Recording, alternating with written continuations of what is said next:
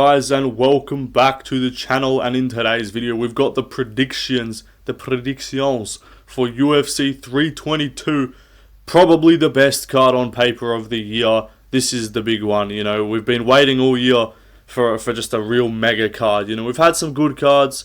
You know, 311 was good on paper and then it kind of got messed up. 314 was really good on paper. 317 was great on paper. And then 320 was pretty solid on paper as well. But this is different. This is like, we just straight away, we were just hyped up for this. No complaints about the main card. Normally, you know, like with 321, you complain about the WMMA co-main event. Zero complaints with the WMMA co-main event on this card. In fact, I'm probably more excited about this than like several men's title fights that could be made right now. Like if we're ranking, I'm more excited about this than Khamzats' next fight. Maybe a hot take. I'm not trying to be different. Like that's just my opinion. The title, like I'm as interested, probably even more interested in this than I am Marab Yan 2. The only title fights I'm more excited about is Pantoja vs Joshua Van, the main event on this card, of course, and then Ilya's next fight are the only real things. Like and probably Volk as well, just because it's Volk. But in terms of just a competitive 50-50 matchup, incredible co-main event, main event, odds don't tell the story. This fight is close, competitive. It's tough to predict.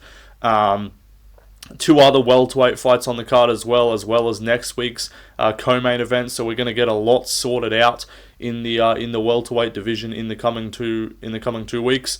Or in the coming about like 11 days, if we're looking at timeline wise. But yeah, such a good card. Prelims as well are great. Like normally you'd see a card like this. Like I think the main card of this is better than 300. 300 just had the depth, but like it's not a crazy take to just say because of the peak, this is better than. Like if we're looking at this, the main event of this much better than Pereira Jamal Hill. The co-main event, it's Zhang Weili again, but it's instead of Yan Zhanan, it's an actual like super fight, so that's better. Obviously Holloway Gaethje is better than Morales vs Brady, but like Prates, Leon, I'd say Oliveira Arman is like better, but like potential for more excitement if we're looking at which card's going to be better in execution. And then obviously BSD Benil is a better fight than Bo Nickel versus Cody Brundage. But like the prelims of 300 put it ahead. But if you want to just say because of how good the main and co-main are, that this is a better card than 300, if you're looking at title fights as the measure of how exciting a card is, I wouldn't fault you for that at all. We got prospects on the card, Sasakayev, Wellmaker, you know, we got established vets. Great card overall. Yap out the way. Let's get this intro done and let's get started with the first fight of the evening. So, first fight of the card, you know, we got the women. Every card needs to have like one kind of snoozer. I don't think this is actually the opening card. I just kind of ordered these myself. In terms of like the main card, obviously, and like the like second half of the prelims is in the right order, but I don't even know what the order is going to end up. They usually change it by fight night anyway. But this is just my least anticipated fight of the card, pretty clearly. I'll pick Fatima Klein. I think she's good. She's young, and she's actually like a woman. She's sort of like a strawweight Cavalcanti sort of vibes where you watch her and you're like, you're not the most entertaining, but I can respect it and be like, yeah, you actually are decent at fighting. Like, I watch a lot of women's fights and just be like, you don't know what you're doing. You just train like twice a week at a local fucking kickboxing gym. And then I watch some of them and I'm like, okay, you're skilled in comparison to your peers. So I'll pick Fatima Klein. Angela Hill just didn't look particularly good in her last fight. Like, normally she can craft up a decision no matter who she fights. A close splitty, but no, she kind of just got shut down. So yeah, give me Fatima Klein to outstrike Angela Hill pretty comfortably. Anyway, let's move on. This is like the male sort of just not really care about it fight. Like there's a couple fights on this card that just aren't particularly compelling, but it's pretty much just these two, and then like maybe one other one you can say you don't particularly care about. But I'm gonna pick Mateus Camilo just because I just can no longer trust Ball. I've picked this man too many times. I picked McKinney to beat him. By submission, I believe, as well. But I picked him to beat Tom Nolan. I think I might have picked him to beat Sadikov. I picked him to beat Chase Hooper. Like, I just can't keep trusting him. Because it was just that one KO that he got over Mahashate. And he did the little dance afterwards. And I was like, yo, this guy's sick. Because that's when I just wasn't, like, super in tune with like every single Apex kind of fighter. So like I knew Borshev, but like I hadn't really watched him. I think that might have been the first Borshev fight that I watched live, and I was like, yo, that was dope. This guy's nasty. And so I picked him against Sadikov, and he had a draw, and I was like, oh, that was a pretty good fight. And then I like picked him against fucking Chase Hooper, and he goes out there, gets dropped, and just gets tapped, and just shows absolutely nothing. Like, I just can't trust this man to defend takedowns. That's my main thing. I don't know if Camilo will even grapple. I know he got subbed against Gabe Green. I don't even remember what that fight was like. I definitely watched it. I'm pretty sure it was on like the Morales versus Burns card, if I'm not mistaken. Or maybe like the following week's Apex card. But like he beat that Dorashov Nabashov fucking random ass guy, the guy that showed up on the the pay-per-view press conference last year at the Abu Dhabi card and was like, then I'm ready, give me contract. And then just got a fight on looking for a fight. And Camilo beat him, but he lost to Gabe Green cutting down to lightweight, sorry. So I don't know if Camilo is good at all. And Borshev still has decent hands, but he's up there in age. He's just taking losses, and I can't trust him to defend takedowns. Like, that's my main thing. If I can't trust you to defend a single takedown, like, you have, like, negative takedown defense. Like, you give up more than half of the takedowns that get shot on you, I'm pretty sure. I just am not going to trust you here, so yeah, give me Camilo. Anyway, let's move on. Next up, Isangyo Sasakaya versus Eric McConaughey, Khalil Roundtree lookalike versus Khamzats training partner.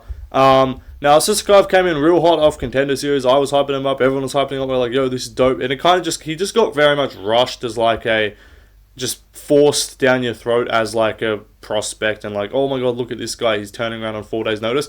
And he looked kind of mid against Eric Nolan off the regional scene. Nolan's actually not bad. So I do think that performance is not indicative of how good Sisakayev is. I'm not saying he's going to be a fucking future champion or anything. But I think he's going to absolutely smoke McConaughey here. I know there's going to be some people being like, oh, he got fraud checked, he's mid.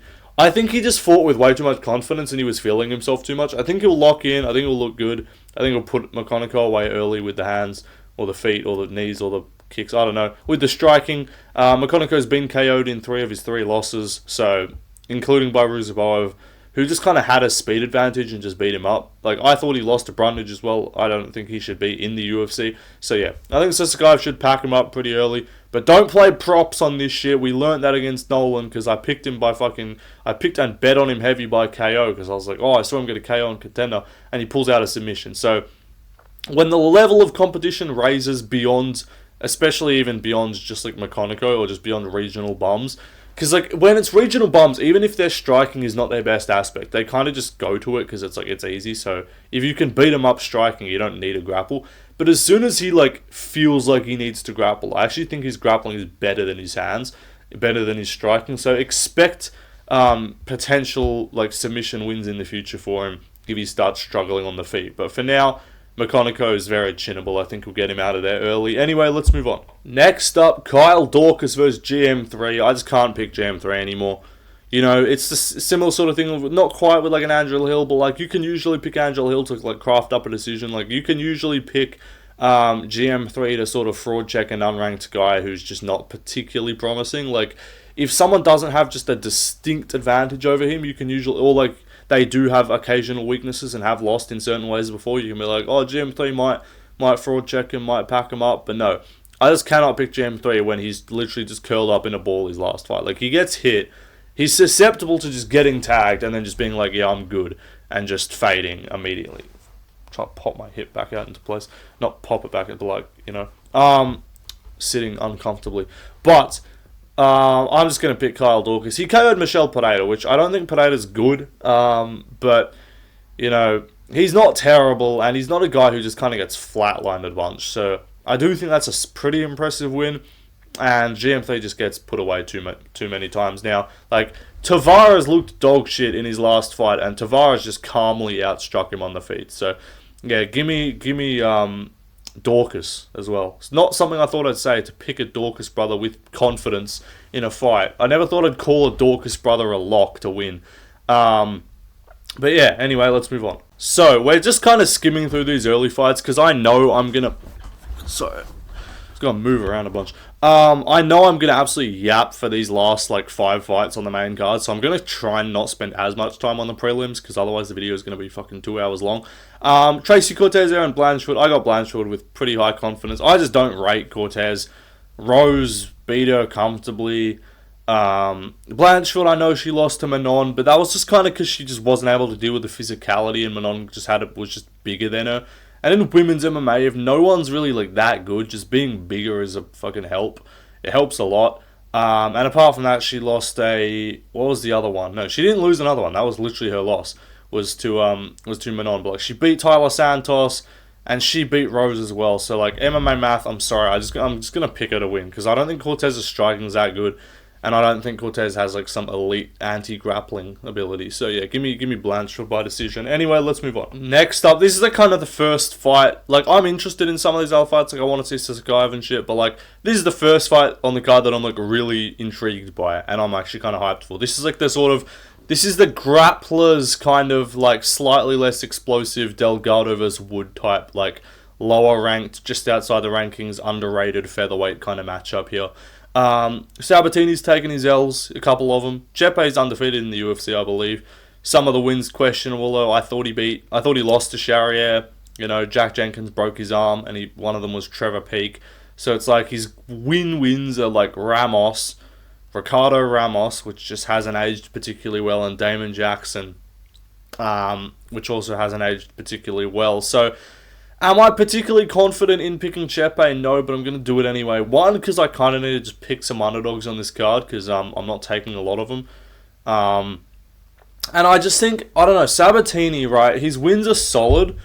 Let me look up his wins. Like, I know the Brito win is the main thing I think people are going to be, but I thought he looked just particularly good there. So is that a thing we're going to see moving forward? That's the Pat Sabatini we need to expect?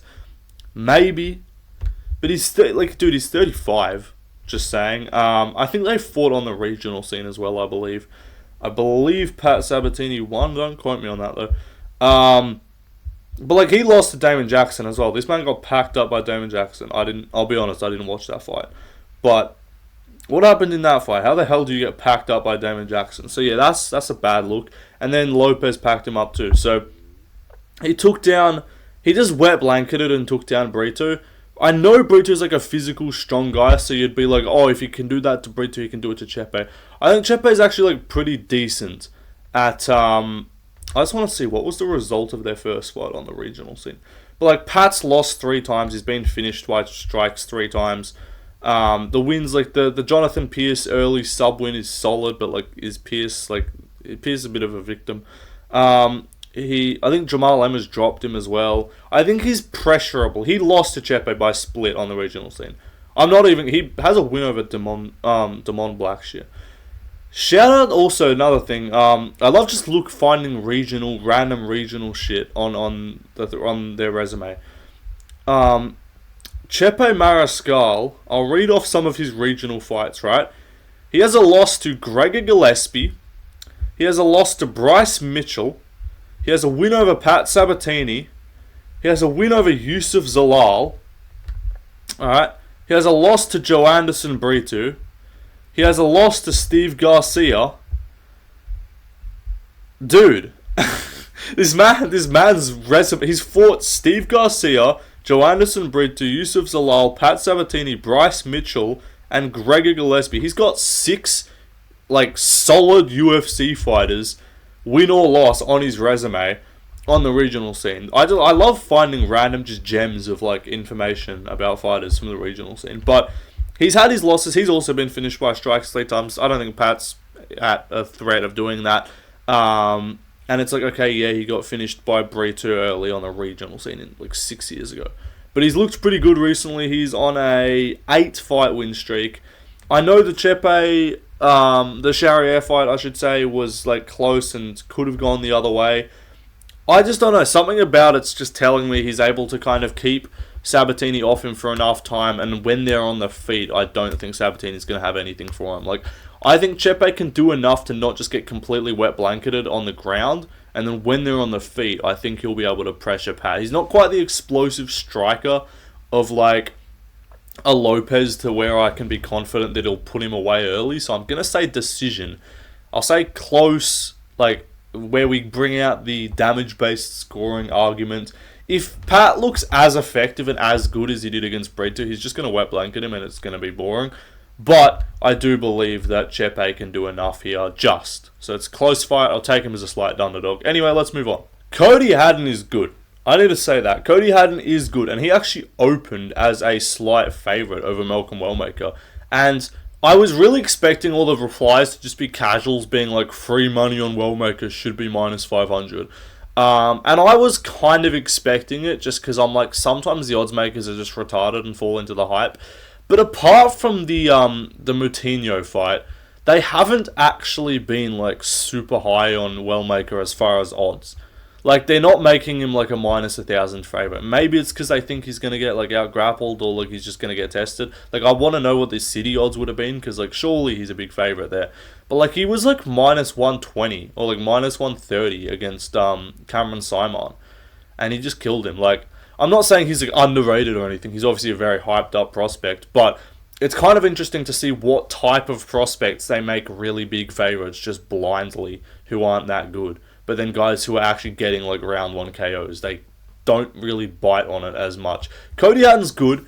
He's been out for over a year though. He was supposed to, Cody Haddon seems like a guy who gets a lot of respect from the odds makers because he was supposed to fight Alexandre Topuria and he was like a minus 350 favourite. Who Topuria then went on to fight. So that maybe that's they either think highly of Haddon or they don't think very highly of Topuria, maybe both. I'm interested to see what the odds are going to be for Topuria versus Bex at Almacan because I'm taking Almacan. If he opens as a dog, I'll be real happy about that. But getting that out of the way, Haddon is good. He beat Dan Argueta in his debut. Was it by submission, I believe? I'm not sure. Maybe decision. I don't think I watched that fight because I think I slept through the prelims because I needed sleep. I think it was the Tyra Rival card, if I'm not mistaken. And yeah, I was like, I need to get some fucking sleep, bro. So I just woke up halfway through and was like, oh, cool, he won. But Cody Haddon, let me see what the stats were for that Dan Argueta fight. I watched it back afterwards.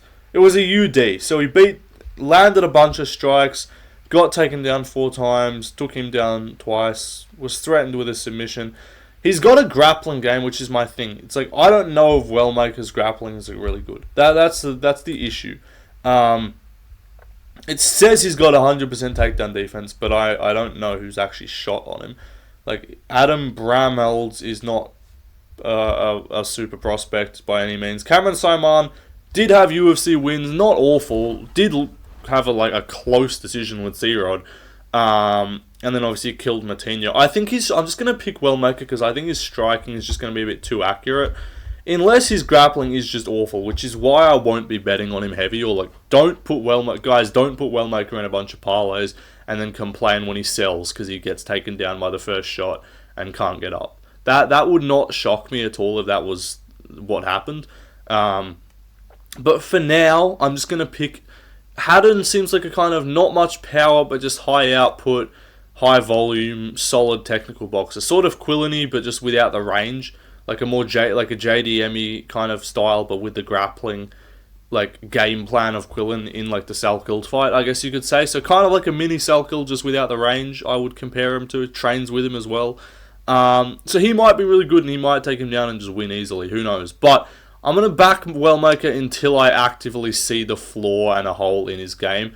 Because the thing is, he's not super young. It's not like he's 23 and I'm worried that he's just never had those looks before.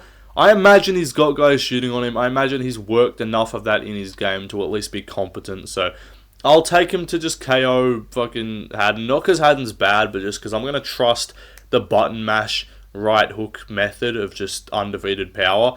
So we'll see how that goes. But Haddon would be a solid underdog for anyone thinking about it. Anyway, let's move on. This should be the featured prelim in my opinion. They got the main card order right, obviously, after they took Bo Nickal off for whatever reason he was on there in the first place. I don't know.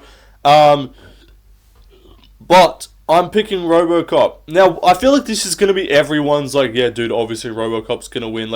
It feels like every fight week there's a kind of lowish odds, under minus 200 pick that just everyone thinks is a lock that just loses based off everyone thinks is a lock based off both of their last 2 fights of like, oh, RoboCop looked great in his last fight, and oh, Kopylov looked shit.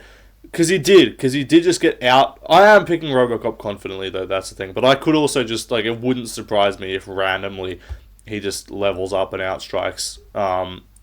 Because RoboCop is very hittable. He's not got, like, what I would call a granite chin either. He was actually getting, like, tagged up and busted up quite a bit by Khamzats. Like, he was bleeding in that fight. Like, if you look afterwards, you'd think he's gone through a couple rounds of a scrap. It was just like Khamzats just kind of jabbing him up. So Kopylov on the feet is not a complete walkover here, but I just can't trust him to deal with pressure. It seems like he's not really like a great counter striker to effective pressure. Like Costa just kind of bullied him with kicks, and he just kind of couldn't figure it out. So I think Rodriguez can do that here. I think he can, like, maybe not kicks, but just kind of bully him with pressure. And if he mixes in grappling, I'm going to say RoboCop by sub, because he doesn't do it much, but the 1 or 2 times we actually do see him like go for the takedown and mix it in, he's got really good ground game. Like, he's strong on top, he's big. So yeah, give me RoboCop by finish. I'll say submission on the ground, or just ground and pound TKO. We don't really see a submission from him much, but fuck it. That'll be an unpopular method of victory. Might get some decent odds on it. I'll probably change my method of victory. But yeah, let's go fucking RoboCop by sub. Have some fun with it. Anyway, let's move on. Bo Nickal. Yeah, they're still going to try and hype this dude up. He's still going to get on embedded a really annoying amount of times this week as well, I'm sure. Just doing absolutely nothing of note. Not even just going to be him training. It's going to be just him sitting by a fucking pool. Or just him, like, at a golf course. Or him fucking, I don't know, doing something. Look, I'm just an average American, guys, and I'm just like trying to grift and appeal towards that fucking, I don't know, 40-year-old, 45-year-old dad fan base. Like, I'm not sure what his deal is, but I'm gonna pick him to beat Vieira. I don't think he's that bad. I don't think he's that shit. Like, surely he's not that bad. I know the RDR loss was bad. It was a bad look in terms of how it looked. And yes, RDR did just look shit against Allen, but he also did beat Whittaker. Now, maybe Whittaker's washed, who knows. But I do think it's an awkward style, and he was undersized as hell in that fight. Like, he looked tiny in there. Vieira's, like, thick, but he's not, like, a super big, imposing presence, and his striking's also not particularly good. I think this is a style of matchup he can win. Like, if Vieira gets him down, maybe it's trouble, but I don't think Vieira's takedowns are that good. He struggled to take down Gore. Like, he beat Trayshawn Gore on the feet, because Gore's shit, but, like, he wasn't able to really get takedowns. Even against, I think, Petrosky it was. He shot a bunch, couldn't get him down. So, RDR, who got Bo Nickal down kind of just with, like, strength and, like, goofball physicality. I don't think that's going to work here. So, I think it stays on the feet. Maybe it's just a boring output decision, which would be just terrible for Bo's stock. But I'm going to say he gets on top, like, gets back here. I think he'll keep it on the feet and he'll just be quicker. I think we'll tag him and put him away in the first round, and we're going to have to hear this guy act like he's a fucking top 15 caliber guy and just be like, it was just an off night for me against the Ritter.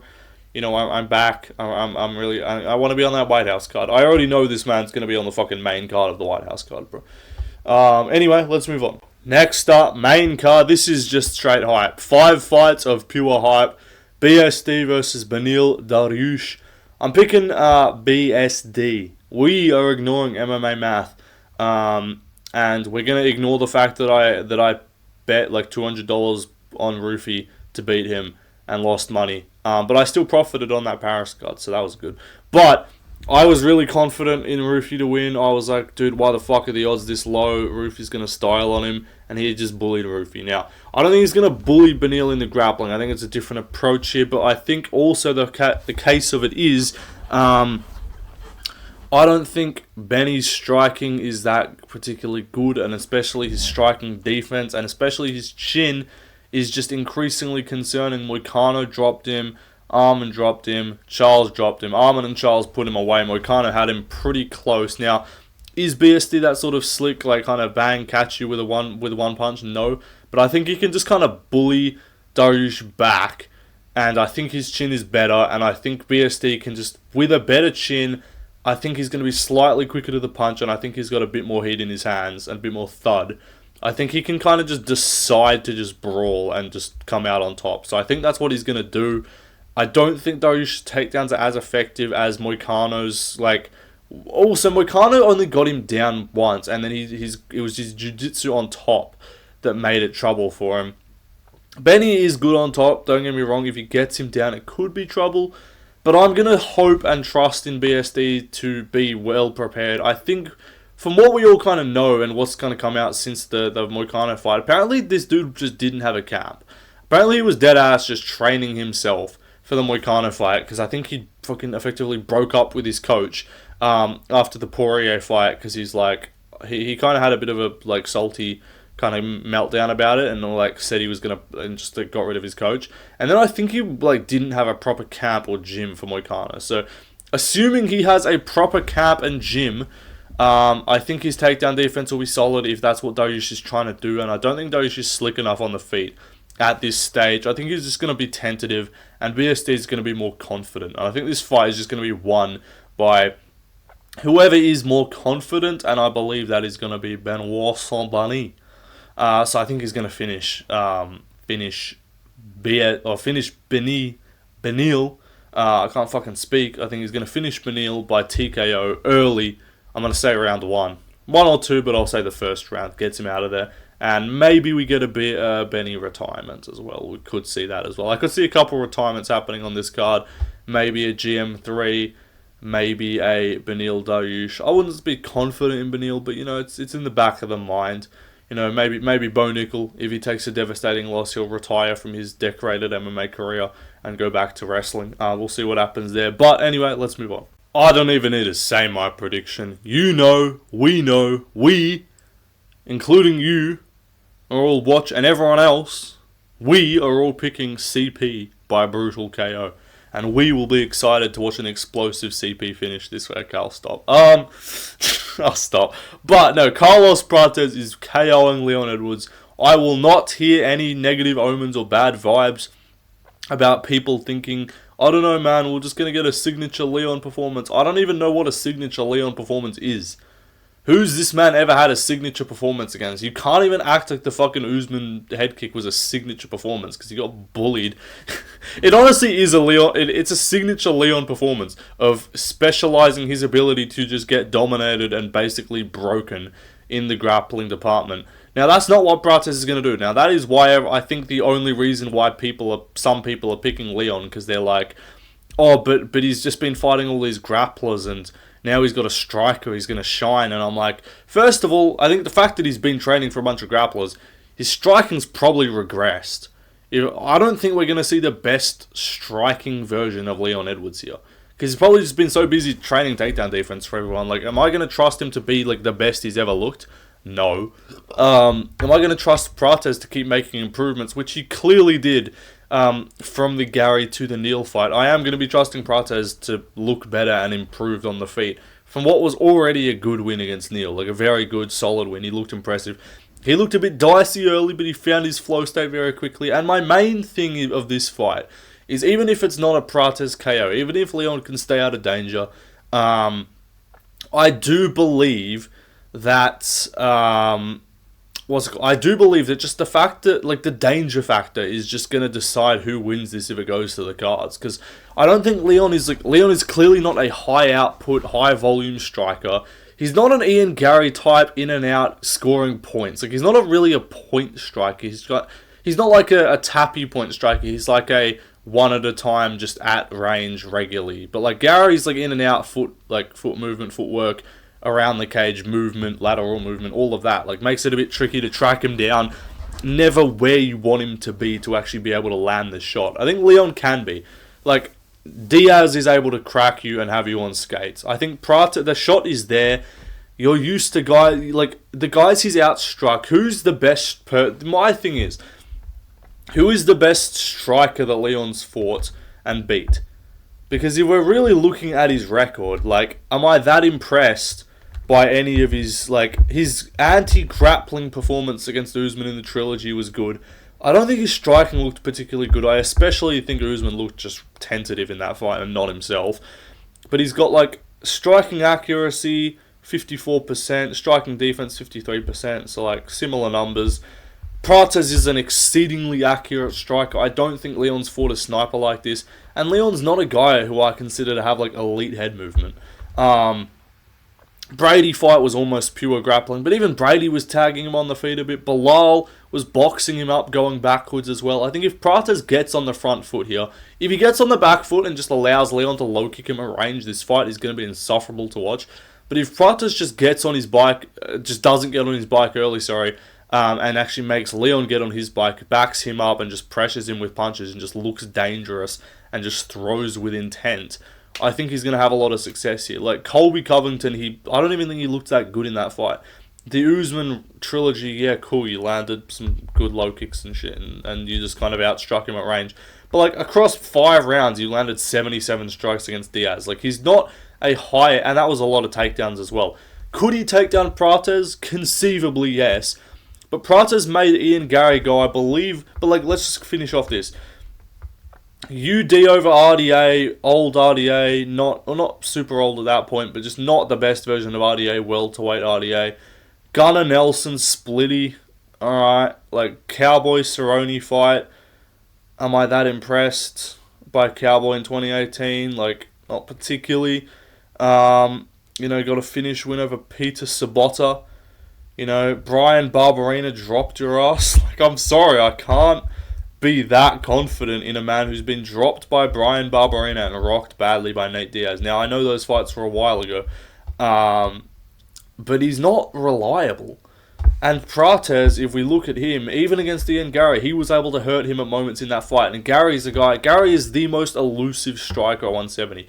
Whether he would like beat everyone in a striking match, like whether JDM would KO him or not, I'm not sure. But just in terms of who is the best at avoiding punches most of the time, it's Ian Gary. Also, Prates, 84% takedown defense. Yes, he got taken down 4 times by Gary. But 4 from 19, 21%, and only 3 minutes of control time through those four takedowns. He actually got on top of Gary at one point as well, and had control over him in the 5th round, I should say. And it's just, Gary's just really good at range. He's in and out. He's elusive, right? I don't think Leon can do that. He looked great against Jeff Neal, landed a lot of his strikes. I think he was striking at, he struck at like over 60%, I believe. Almost like 55-60% against Neal. And even against like he's KO'd Jeff Neal, and I know Leon's not a guy who's been like KO'd like badly in the UFC, right? But like, dude, he's KO'd Jeff Neal, who'd never been KO'd, sorry. And he KO'd he KO'd Li Jingliang, who'd never been KO'd. Put out Magny bad as well, in a way that Magny doesn't really get put out by a lot of guys, apart from like Ponzi that one time. But even like Morales, who finished him and shit, and other guys who were beat him by like submission, like they don't just fucking kill him. So I think he's just better. I think he's just a more dangerous striker. Maybe Leon is more fundamentally like technically sound, but I think he'll get his rhythm pretty early, and I don't think he's going to get backed up as much. Leon's just not a high output pressure front foot striker that's going to back Prates up and make him like second guess himself.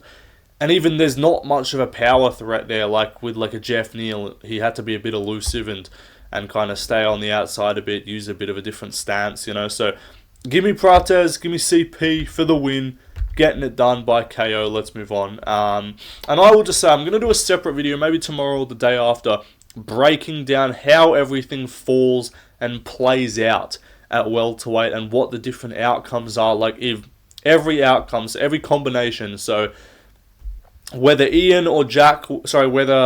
whether Jack or Islam wins, whether Morales or Brady wins, whether Gary or Belal wins, whether Prates or Leon wins, what each of those outcomes and every single combination of that, what that means, and looking at what this title pitch is going to end up looking like. I will just say, if Prates, people are going to call me crazy. If JDM, this is my main path for Prates. I'll explore all the other ones for everyone else. But if Prates flatline KOs Leon Edwards in highlight reel fashion, Jack Della Maddalena beats Islam Makhachev, Sean Brady vs Michael Morales is a boring decision, and Ian Gary vs Belal Muhammad is a boring decision, do not be surprised if Carlos Prates vs Ian Gary Sorry, Carlos Prates versus Jack Della Maddalena happens. Because I don't think Ian Gary is what I meant to say. I don't think Ian Gary with a boring decision over Belal gets one against either of them. Especially if it's Islam. He's not going to fight Islam. And I think there's a real world when Brady Morales is boring. And if it is, do you want to, like, for maybe an Australia card, if you're going to do a mega, like, that'd be a sick fight to do over there. Prates likes fighting in Australia too.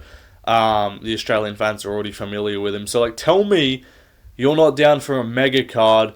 JDM versus Carlos Prates, Alexander Volkanovski versus, like, Movsar Evloev, Lerone Murphy, God forbid a fucking Yair or a Lopes fight. But, like, co-main. That'd be sick. So that's all I'll say, but I'll explore the other options as well. Anyway, let's move on. I'm going to fence sit this shit, right? And I'm going to say, I'm going to basically do my best to be able to claim credit if Morales wins, is what I'm going to do. Because I really think this fight is closer than people think. I think everyone's like, dude, Brady's going to run him over. Morales is shit. Like, he's overrated. I think that's the kind of the narrative. And maybe he is. But I think this is like the one matchup that is like weirdly difficult for Brady. Because Morales is fucking enormous. He's going to have a 6-inch reach advantage. He's bigger, taller. Maybe Brady's like the more physically built, like, bigger back. You know, this fucking pause out of context. What do we do? Bigger, physical, bigger back. You know, like, people are like, what? But Brady's, a bit more stocky and strong style. But, like, Morales is a fucking freak athlete. He's young as well. I think he's like 25, 26. Coming off a good win over Gilbert Burns. Striking, not overly polished, but just dangerous, you know, powerful. And Brady's a guy who can be pressured and can kind of shit the bed on the feet. If he gets into his gear with the grappling, he'll probably do well. But Morales, just via his physicality, has a pretty good takedown defense for the most part. And if it stays on the feet, am I going to back a guy to win on the feet who got finished by Belal Muhammad? That's all I'll say. Now, is Morales some like high level like technical striker? No, but he's just powerful and he's explosive. So I could see him weirdly catching Brady. But I do think we saw he didn't like get him down, but like Neil Magny was kind of able to just press him up against the cage for like a good 2 minutes before Morales did his little spinning elbow and then finished him shortly after. So I just think if Brady can get a hold of him, which I think he can, I think he can get past the reach. I think he'll at least get a hold of him a couple of times, even if he can't really get him down and dominate on the ground like he did with Leon and just kind of bully and manipulate him however he wants. I do think he can kind of stall out against the cage. I think there's a real world where this fight is mid. I think there's a higher level chance that Morales wins impressively than Brady does. If Brady wins this, I think it's going to be a real grindy, tough decision where he jumps on the mic post-fight and he's like, "He's a tough guy, man. I had to do what I had to do." Like, crowd maybe is slightly booing him, but just kind of giving him some slack because he's American, but they're just not overly cheering. He's like, "Come on, guys, I just beat a really tough guy, undefeated guy. I did what I got to do." You know, like some shit like that. That's not even what Brady sounds like. I'm just doing the typical, like, NPC American fighter accent, I guess. But yeah, like, I think that's what'll happen for Brady, and that's why I think a guy like Prates with a KO, especially if Jack wins. I think if Islam wins, it's one of two options. I think it's either going to be Usman in an undeserved title fight, or he'll just say fuck it and just we'll get the Ilya fight. That seems unlikely though. Like, I don't know. I think Ali will just pull some shit if Islam wins, and it'll be Usman. But if JDM wins, I don't think he's obviously Belal's not getting a rematch. I don't think Leon's not getting a win with a title fight unless if he head kick KOs Prates, then maybe if everything else goes well for him. But like, I think there's a real world where this fight is mid, win or lose for Brady, or win or lose for Morales, or win or lose for Brady anyway. Because even if Morales wins, like, is Brady gonna be? I could see Morales getting like a close decision as well. Like, I think there's gonna be a split. I'll say Morales rocks or drops Sean Brady in the first round. That's what I'll say. I'll say Morales drops Brady in round 1, or hurts him and really backs him up and kind of tees off on against the cage for a little bit. And then Joe's like, "Oh, he's hurt. Morales is coming on strong here." And then Brady's going to shoot. He's like, Brady shoots. Desperation shot there for Sean Brady. Looking to survive an early onslaught, right? And then Brady's going to ride out like a 45 seconds to like a minute and a half. at the end of the first round of just like survival grappling, holding against the cage, or maybe gets a takedown. And then in round 2, he's going to come out and like shoot immediately. And then it's like, and then DC's going to be like, smart, that's smart by Sean there, that's smart by Brady. And then Joe's like, Joe will say some bullshit, Joe will glaze him and stuff. Anik will be like, and you've got to admire the perseverance of Sean Brady going through adversity in that first round, looking for that takedown and getting it early in round 2. And then I think the third round will be like competitive, but I think Brady's grappling cardio is going to be hold up a bit more. I don't know how Morales is going to deal with someone kind of just wearing on him. If it was 5, I'd go Brady confidently, unless it was like, I'd say either round 1 TKO for Morales or Brady dominant decision if it was 5. 3 gives me a bit of pause about like, can Morales do enough in 2 rounds to keep it on the feet and do some damage? Like, there's a good chance, but I will ever so slightly lean Brady, mostly because I'm being scared of looking dumb, because it feels like a pick where everyone will be like, what do you mean you're picking Morales? You're a fucking idiot, and especially if I get it wrong. But I really do think he's got a decent chance to win this, and it is a tough matchup for Brady, who's a guy who I said I thought would beat JDM. Like, when when he fought Basil Hafez, he did win that fight. That's not me saying Hafez should have won. But when he fought Basil Hafez, I was like, I think he would have, like, if that JDM fought Brady at UFC 290 when they were booked, I think he would have lost. And then I picked him against Holland for no particular reason other than I kept getting baited into thinking Holland was good back then. And I picked JDM to beat Burns, and I picked, but I was like, even that JDM that fought Burns would probably lose to Brady. And then it was the Belal fight, and I was like, and then when Brady beat Leon, I was like, dude, he's like, who the fuck beats this guy? But Morales, because I never really just considered Morales as an option. I'm like, oh, Shavkat, Belal in a rematch, JDM, Usman, these kind of guys. Like, I think he beats all of them. And I think Morales would lose to most of the guys I just mentioned. Like, I think Morales would lose to Shavkat, he would lose to Gary, he'd lose to Usman probably, maybe. Like, I think he'd lose to a lot of these guys, but just stylistically, he can actually have success here. I'm going to go Brady, though, by very close, eeky mid-decision. Anyway, let's move on. Co-main event, I'm hyped. Feels like everyone is picking Weili, I feel like. I don't know, like, I know, I don't know about everyone, but like, it feels like Weili is like the really popular slight underdog here. So I'm liking it, but I'm also not, because it also feels like I said before, when there's like a minus 150 to minus 200 favorite, and everyone's like, dude, this is like the lock of the card, he's gonna win. And then he loses. It feels the same when there's like a really slight underdog that everyone's like, yes, give me that. It feels like Salikov. Like 75% of people are picking Salikov and he just loses. But I don't think that's quite the same situation here. I think Weili is better right now. I think she's faster. I think she's a better striker right now. I think she's more powerful. And I don't think Shevchenko is going to be able to dominate her in the grappling. I think this fight takes place mostly on the feet. Maybe Shevchenko gets a round of a grappling, of winning through grappling, maybe. But after watching like even the Grasso trilogy, like, she looked so desperate almost to hunt. Not desperate, but like she got dropped by Grasso in the rematch. She got subbed to her in the first fight, obviously. Was winning, but not like comfortably. Like, she lost a round in that fight. She's getting kind of boxed up and outstruck by Grasso, and then she just came in with the smart game plan in the trilogies to grapple.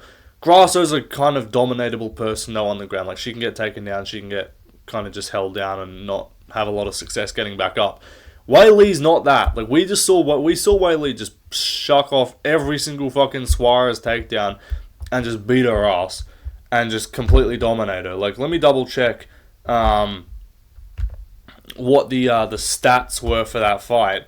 But I think she went like 1 from like 20 or some shit on takedowns. She got her down once in round 1 out of 15 times. Weili also got her down. Weili had 11 minutes of control. Suarez ended up on top at moments. But like, I don't think Valentina's just going to dominate her on the ground, in my opinion. That's not what I believe is going to happen. I think on the feet, she's better. Again, Weili, 54% striking defense, 53% striking accuracy. Let's look at and then 75% takedown defense as well, which is not like stunning, but it's also pretty solid. Again, a lot of those were from like the Rose fight and earlier on. when she was getting taken down a little bit, and that was kind of the way to beat her. Like, Zhao Nan, it says, took her down 3 times, but that was mostly in that one round where she just got really fucking tired. After, like, basically finishing her. Like, Esparza got her down, but she just immediately reversed her. Rose got her down twice. It was not even, like, no one else has really got her down that much. I thought Rose took her down more times than that, to be honest, but she actually took down Rose. But, like, Valentina, it's kind of weird. Like, her game plan seems to change every fight. Like, she went from, like, out-striking Manon and her being the one that was kind of getting grappled a bit, where she got taken down once. She took down Manon twice as well, though, to be fair. Manon went 1 from 12 on takedowns. She went 2 from 9. 63% striking defense, 52% striking accuracy, 60% takedown accuracy. But I'm just like, I don't know, just the Grasso fights, I still don't feel like amazing about those. And even Manon, like, really close decision. I know Manon just looked great and killed Jasmine immediately. I think Jasmine's mid as well, though. Split decision against Tyler Santos. Is that a great look? Taking down 3 times there. People are landing on you. I just think Weili's quicker. I don't know. I think Weili can just beat her to the punch and be better on the feet. I don't really have like a really clear logic. I'm kind of just saying the same thing over and over again. But I don't know. Shevchenko, maybe she's just going to be too big. But like, I don't think she's just some enormous, dominant like grappler who's just going to be so much bigger. Weili is a physical like specimen. She just looks more like she's so much more athletic than her competition. Maybe this is just a case. And you'll see my main event prediction. Like, is it super, like, is your, whatever your combination is of title fight, like, are you Weili Islam? Are you Weili Jack? Are you Shevchenko Jack? Are you Shevchenko Islam? Are you both fighters fail to reach double champ, or are you, both of them do get it? Are you 1-1 either way? Like, it's interesting. And it does feel kind of, like, unlikely to just sort of conceive the idea that both fighters moving up would win the other belt. But that's what I'm predicting, and we'll transition into the main event with that now. But just like, is it just a case where Weili just moves back down and just dominates strawweight? Maybe, because there's no way she would lose to Dern if she does move back down. And so maybe I could see like a Valentina robbery here, which would really piss me off. But I'm gonna go with Weili. She's my favorite women's MMA fighter. She's the only one I really care about. So yeah, let's pick her to win, and let's pick some fun. And I think if she wins this, she's got a real case for, like, second greatest women's fighter of all time. And I would argue best, like, skill-wise, if she does win this weekend. Anyway, let's move on. Main event. Brother. Send 2 years pharmacy and forget. 2 years creatine and forget, brother. I'm picking Islam Makhachev, dude. I don't know, man. Like, people are going to hate me for this and call me a fucking traitor to my race. Like, I don't know. Like, when I picked Jack against Belal, because I looked too much into the Burns and the Hafez fights, and I was like, Belal is boring, and we get a lot of boring results in the sport. So I was like, Belal will take him down and shit. And everyone's like, you hate Australians. And I'm like, no, I don't. I just fucking assume that boring outcomes are going to occur a lot of the time, so I default. That's kind of why I picked Ankalaev against Pereira in the rematch, because I'm like, I'd love for this to happen. I'm rooting for it. Like, obviously, I was fucking happy when Jack won. I was not like Kenny and Joey being like, bro, Belal won 3 rounds, dude. Like, I wasn't. That's not what I was doing. I was very happy to watch Jack win, but I'm going to do it again here, and so it's going to be difficult for me to avoid the allegations of anti-Australianism, but I pick fights as I see them, and like, I'll be biased for some fighters if I've like supported them from the start, but like, I'm not just a blind glazer of just like all Australian fighters. I leave that to Bedtime. Bedtime can be the blind glazer of all Australians. He's been the JDM guy, so I'm not gonna then like just kind of, it was almost part of it as well, was the fact that I'm like, I don't want to kind of jump on late just because I'm Australian and so is JDM, and then I'll be like, yeah, let's go Australia. Like, because that kind of just would have felt like, oh, you're just copying the Bedtime thing. So I was like, I know that sounds like cope. So I just need to get that out of the way, because I get a lot of those comments. And I will be happy if he does beat Islam. Like, I will not be like, this is why I love this main event so much, is because I think Islam's going to win, but if I'm wrong, I could not care less. And if I'm right, I also am not going to be devastated. Like, I'm not attached to JDM like I'm attached to Volk. Like, Volk, I love Volk. Volk's been one of my favourite fighters. Like, he's probably, like, right now I say Pantoja's my favourite fighter. Just because I'm a bit more invested in his title reign right now, just because Volk lost it and got it back, which is cool. But, like, I'm rooting for Pantoja. Volk's already the featherweight GOAT, with his, like, I'm rooting for Pantoja to become the flyweight GOAT, so that's why I love him so much. But, like, I never got the same attachment to JDM as I did to Volk. So, like, I'm not going to act like... I'm not going to be devastated if he loses. And I also just don't particularly get the, like, just straight glaze of someone just because they're from your country. Now, again, regardless, JDM is a fucking sick fighter. So I understand the appeal. But I also think there's an element of just, like, Is bedtime, or on a different note, like Guru, with the sort of just root for any, like, white person to have success? Is that the way we're going if it's someone else? Like, are they going to be glazing as much? Probably not. I just, like, little side rant, not really part of the prediction. And there's going to be, I'll probably get some shit for saying this, I don't know. But that's just what I was thinking. But regardless, as far as the fight goes, I pick them as I see them. I don't have some deep, like, hatred in my body for Islam. Now, I genuinely think Bedtime just loves JDM so much, so he's kind of obligated to pick him. I think Guru, it's part of that. Like, he's also been a big JDM guy, but he also fucking just despises... He just, like, he takes it as, like, a personal victory if Dagestanis lose. Which I get the gimmick, it's fun. But also, dude, Islam is objectively, like, a fun fighter. Like, Guru glazes like English fighters. Islam is objectively a more fun fighter than Paddy Pimblett and, like, Arnold Allen and other English fighters that he glazes.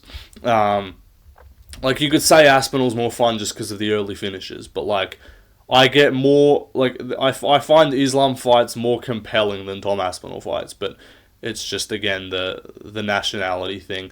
But the Dagestani hatred, like, I get it. The Dagestani fans are insufferable. The Joey and the Kenny types do make it really fucking difficult to support them, because I'm like, okay, well, I'd have no problem with Islam, but I just know and I'm picking him, but I just know if he wins this weekend, I'm not going to be able to be like, oh, look, I did well on my pick, because it's just going to be flooded with these fucking goofballs being like, how dare anyone even think JDM had a chance? So that's why it's like Kenny and Joey and these other random faceless accounts who are definitely fucking Pakistanis. Definitely, like, that just makes it really difficult to support them. So I do understand it, but also, like, dude, Islam's a fun fighter to watch. Like, when was the last boring Islam fight? It would probably be, like, the Moises fight was not particularly thrilling. It wasn't boring, but, like, Islam's not a guy Islam is not boring. So I just need to say that. But I've just spent 5 minutes on not actually talking about the fight itself. In terms of what's going to happen, I'm not confident. That, all of that being said, I'm not particularly confident in either side here. If you're picking JDM, you're relying on him to kind of keep that up from the Belal fight. You're relying on him to look great in the takedown defense. I think you're going to need his striking to be even better than it was against Belal. You're going to need him to be even cleaner with it than it was against Belal, because I'm seeing people pick JDM by TKO. I think that seems to be Guru's pick, and, like, maybe the JDM by TKO pick is what happens, because maybe he catches Islam, but I don't think he's going to dwarf Islam in there. Islam will be smaller. That is going to be interesting to see how he deals with that, and people are going to be like, yeah, but Volk gave him a tough fight in the first fight, and Volk's way smaller than JDM. Not the same. I still think that, like, Volk being smaller and more compact is a difficult proposition to deal with when it comes to the takedown defense, or the takedown game for Islam. Volk's just a fucking tree stump, bro. He's just difficult to grapple and maneuver and take down. JDM, I know he's looked, like, solid in that department against Belal, but I need to see something more than once for me to know that that's who you are and that's who I can rely on. Like, if, let's say JDM goes out there, shucks off all of Islam's takedowns, just boxes him up and 50-45s him, I will pick JDM to win his next fight against a grappler. Like, I'd probably pick him to win against anyone, but like if he fights a Brady or an Usman next, I'll pick him to win. I will know what I need to know. And I'm not one of the guys to be like, why didn't Belal shoot? Because he did obviously shoot takedowns. Belal also didn't really commit to it as much as I thought he would. He didn't chain wrestle very effectively. And he also got backed up quite a bit. And I don't think he had the striking to be comfortable enough on the... I'm trying to word it right. I don't think his striking is good enough for him to be comfortable enough on the feet to kind of chill for a bit and not feel on edge about needing to get takedowns. Because I think that's kind of what Belal was in. I'm getting boxed up by this dude. I can't just panic shoot takedowns. So then he's kind of on the edge being like, alright, how do I go about doing this? And he kind of just was like, oh, takedown. And just like shoots a kind of shitty takedown, press him up against the cage, and then JDM shucks him off. I think Islam's clinch game is much better than Belal's. I think he's gonna do more effective work in the clinch, knees, etc. First of all, I just think his defense, even on the feet, like let's just say, okay, JDM's got brick wall takedown defense. This is a 25-minute striking battle, right? I think Islam's defense in general, his striking defense is much better than Belal's. I think his countering is better than Belal's. I need to drink some fucking water, dude. My water bottle's empty. His countering is better than Belal's. His defense is better than Belal's. I think he's a more technical, sound, offensive striker than Belal. I don't see anything in the game that Belal has over him except maybe a better chin. Obviously, he's used to welterweight. I wouldn't even say he's like... We can't even considerably just declare that he's stronger. I also think Islam, upper weight class, is going to be strong, physical. We're not going to see chin issues. We have not seen Islam rush in and get fucking dropped in ages. Like, I know Volk caught him at the end of at the back end of the 5th round in their fight. That wasn't him being like some sloppy striker. That was just Volk pushing a heavy pace, which I don't think Islam is as susceptible to up at welterweight, full camp, no rehydration bullshit, none of that. Which I do think played a bit of a factor in a fight that he already ended up winning 4-1, 3-2 or 4-1 in the judges and most people's eyes. I think his striking is, again, I don't think he's going to just I'm not picking him to outstrike JDM, but I'm picking him to be competitive. I think the striking will be borderline 50-50 with JDM edging it out in a few rounds, but I think the rounds where Islam gets takedowns, it will be like... The gap in grappling, if it gets to the ground, is going to be bigger than the gap in striking on the feet, in my opinion. I will see if I'm wrong. I might be. But I think that while on the ground, I know Belal got him down a couple times. JDM's got some good jiu-jitsu. He's got some good sweeps. I think Islam is way more heavy on top than a Belal. I think he's way more dangerous in terms of back takes, in terms of submissions. Belal is not going to submit a soul. You don't have to worry about that. JDM's got to worry about getting up to his feet the wrong way, because Islam could wrap up a fucking Darce choke. We've seen him put in we've seen him put in a Darce choke before. We've seen him on bottom. And I don't think he just has not that he doesn't have power, but he does not have one-shot KO power. I know he's got regional highlights, but he has not one-tapped anyone in the UFC. He borderline one-tapped Randy Brown, which was a win that I would say was aging really well, but Randy Brown looked kind of dog shit in his last fight. So that was a good win. That's the closest he's been to putting someone down with one shot. He countered Pete Rodriguez, Danny Roberts, and he body shot Ramazan Ameev. But he's not just completely flatlining people running in. He's not just putting guys out. So I don't think Islam's at risk of just getting fucking sent to the Shadow Realm here. And I think his offense can be good. I think he'll be calm behind his striking. I think he'll be solid. I don't think he'll get backed up as much. And if he does, I think his counters on the back foot are way more efficient than Belal's, to where I don't think JDM's going to be able to just build in confidence and just kind of stack on and pile together snowball offense downhill. Sort of like he was able to do against Belal Muhammad. So I'm going to pick Islam. I'm mostly banking on him to look better up at welterweight as well. I think he'll be stronger. Takedown game, grappling will be good, and I think this will just be a, yeah, dude, like, he's real fucking good kind of performance, and a potential GOAT solidifying performance even as well. Anyway, that will do it. Again, I'm not set on my ways. I'm going to stick to this pick. I'm not going to pick Philip or anything, but will I be shocked if JDM wins? No. Anyway, like and subscribe. A few more videos coming this week. Let me know what other shit you guys want to see in the future. Got the pressure rankings and stuff. I'll do that before the day of the fight. Subscribe, like, follow the Twitter and the IG Left Lane MMA, and make sure to come back to this video and say aged like milk when I go like 8 and 5 on picks. Anyway, let's move on. Goodbye.